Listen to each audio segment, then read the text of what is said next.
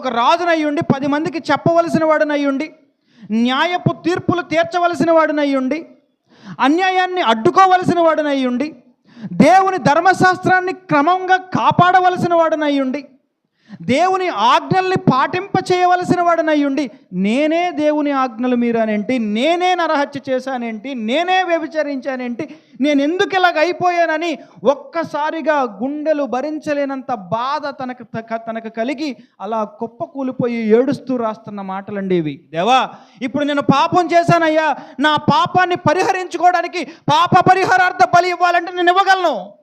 నా దగ్గర బోల్డంత డబ్బు ఉంది, నాకు బోలెడంత అధికారం ఉంది.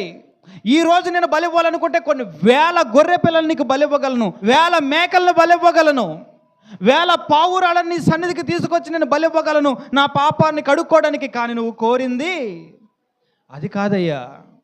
నువ్వు కోరింది బలి కాదు, బలియు అర్పణయు నువ్వు కోరలేదు. కానీ నువ్వు కోరుకున్నది ఏంటంటే విరిగిన మనసు కోరుకున్నావయ్యా.